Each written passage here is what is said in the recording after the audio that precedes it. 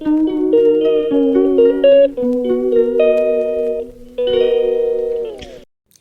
मो तरफ हरे कृष्ण जय माता दी। आमे पढ़ुले Shrimad Bhagavad Gita manual of life, जोटा कि मुझे सब बेले मोर सब वीडियो रे कही आसी।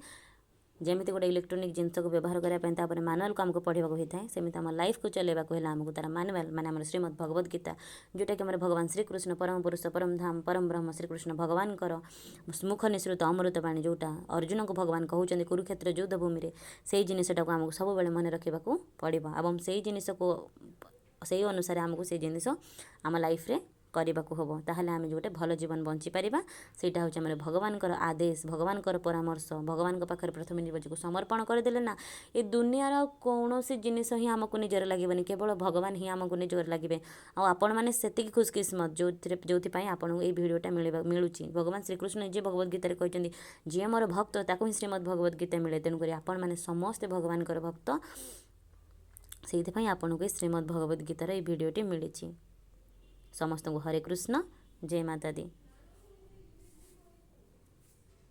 आमर तो उपक्रमणिका चली एवं चलतु आम आउ थे आरंभ करवा आम श्रीमद् भगवद गीता आमर मैनुअल ऑफ लाइफ, जोटा को कि आपण मैंने समस्ते आपण मान लाइफ रे आज परठू व्यवहार करेंगे अनुसार इंस्ट्रक्शन अनुसार आपण जीवन को चलेबे, सुरुखुरु चलेबे, बहुत भलसे भगवान चल ने।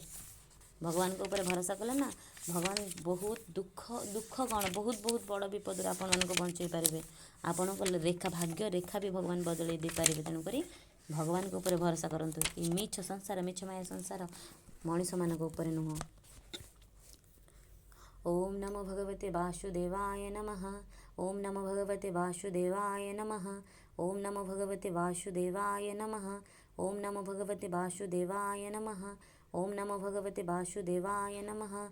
हरे कृष्ण कृष्ण कृष्ण हरे हरे, हरे राम राम राम हरे हरे, हरे कृष्ण कृष्ण कृष्ण हरे हरे, हरे राम राम राम हरे हरे, हरे कृष्ण कृष्ण कृष्ण हरे हरे, हरे राम राम राम हरे हरे। ओम अज्ञानतिमिरान्धस्य ज्ञानञ्जनशलाकया चक्षुरुन्मीलितं येन तस्मै श्रीगुरवे नमः। श्रीचैतन्यमनोभीष्टं स्थापितं येन भूतले स्वयं रूपः कदा मह्यं ददाति स्वपदान्तिकं। वन्देऽहं श्रीगुरुश्रीयुतपदकमलं श्रीगुरून् वैष्णवांश्च श्रीरूपं साग्रजातं सह गणरघुनाथान्वितं तं सजीवं साद्वैतं सावधूतं परिजनसहितं कृष्णचैतन्यदेवं श्रीराधाकृष्णपादं सह गणललित श्रीविशाखान्वितांश्च। हे कृष्ण करुणासिन्धो दीनबन्धो जगत्पते गोपीश गोपिकान्त राधाकान्त नमस्तुते। तप्त कांचन गौरांगी राधे वृंदावनेश्वरी वृषभानुसुते देवी प्रणमामि हरिप्रिये। वाञ्छाकल्पतरुभ्यश्च कृपासिन्धुभ्य एव च पतितानां पावनेभ्यो वैष्णवेभ्यो नमो नमः। श्रीकृष्ण चैतन्य प्रभु नित्यानंद श्री अद्वैत गदाधर श्रीवासादि गौरभक्तवृंद। हरे कृष्ण कृष्ण कृष्ण हरे हरे, हरे राम राम राम हरे हरे। प्रथमरू मु पूरा आमर पृष्ठभूमि पाखु श्रीमद् भगवद गीता को बुझाऊँगी पढ़ी भी आपण मान सहित। तेणुक जो मैंने भी वीडियो को फर्स्ट प्रथम थर देखुवे से मैंने पूर्व दुई तीन वीडियो को जाकि आपण मैंने प्रथम श्रीमद् भगवद गीता को शुणी पारे।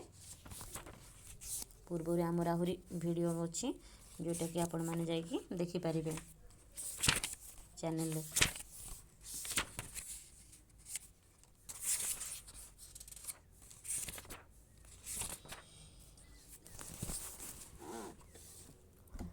आमे पढ़ी जे भगवान अर्जुन भगवान को कौन भाव में वर्णना कर परम ब्रह्म परम धाम परम भगवान से पूरा पवित्रम।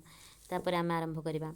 तेणु भगवद गीता को भक्तियोग मार्ग में ग्रहण करवा उचित। कहीं निजक भगवान श्रीकृष्ण समान बोली भाविबा उचित नुहे, किंबा श्रीकृष्ण को जड़े साधारण मानव बोली भाविबा उचित नुहे, किंबा से जड़े विराट व्यक्तित्व विशिष्ट पुरुष बोली भाविबा उचित नुहे।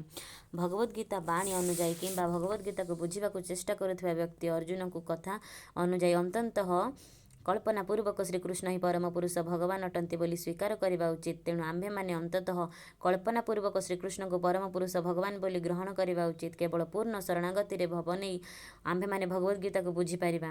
ବ୍ୟକ୍ତି ବିନୟ ଭାବାଶ୍ରିତ ହୋଇ ଭଗବଦ ଗୀତା ପାଠ ନ କଲେ ତାହାକୁ ବୁଝିବା ବଡ଼ କଠିନ। ଏହା ବଡ଼ ରହସ୍ୟମୟ ଅଟେ। ହଁ, ସତରେ ତ ଏହା ରହସ୍ୟମୟ ଅଟେ।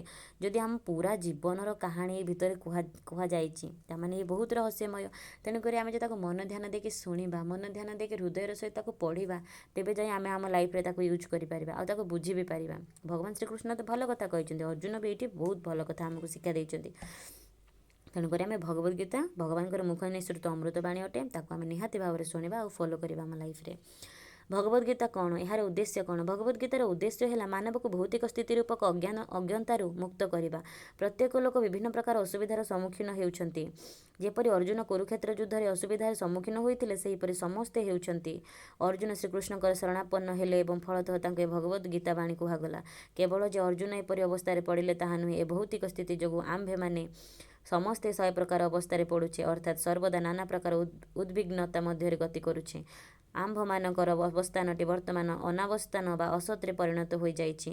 ବାସ୍ତବରେ ଆମ୍ଭେମାନେ ଏ ଅନାବସ୍ଥାନ ଦ୍ୱାରା ଭୀତତ୍ରସ୍ତ ହେବାର ନୁହେଁ। ଆମ୍ଭମାନଙ୍କର ଅବସ୍ଥାନ ହେଉଛି ଶାଶ୍ୱତ ସ୍ତରରେ, କିନ୍ତୁ କୌଣସି ପ୍ରକାରେ ଆମ୍ଭେମାନେ ଅସତ୍ ସ୍ଥିତିରେ ପଡ଼ିଯାଇଛୁ।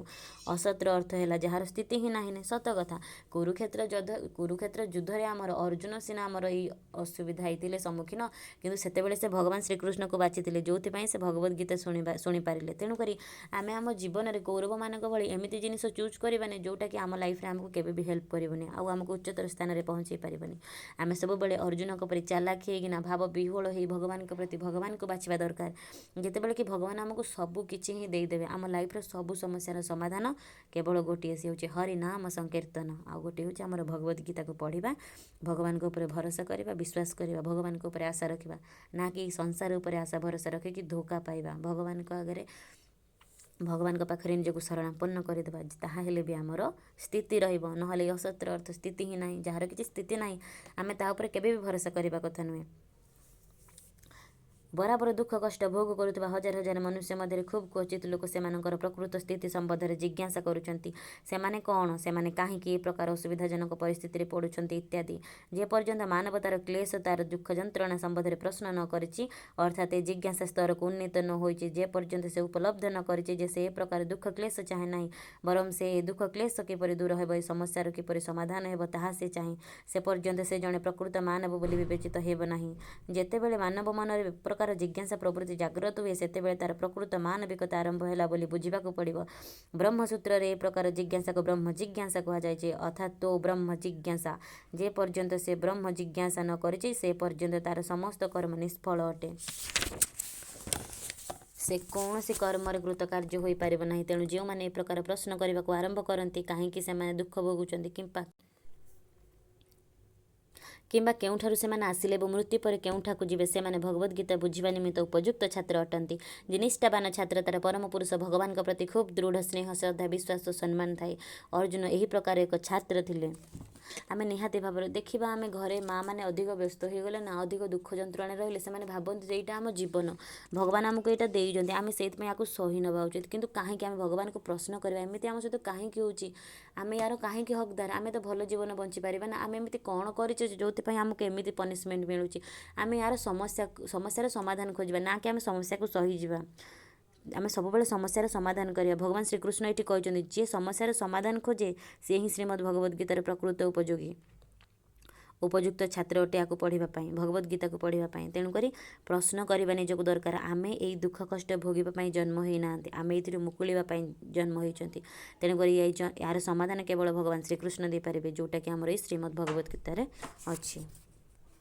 ଏତିକି କହିକି ମୁଁ ମୋର ଭିଡ଼ିଓଟିକୁ ଏଇଠି ସାରୁଛି। ସମସ୍ତେ ଦୟାକରି ଶୁଣିଥିବାରୁ ଭିଡ଼ିଓଟିକୁ ଶେଷ ପର୍ଯ୍ୟନ୍ତ ସମସ୍ତଙ୍କୁ ଅଶେଷ ଅଶେଷ ଧନ୍ୟବାଦ।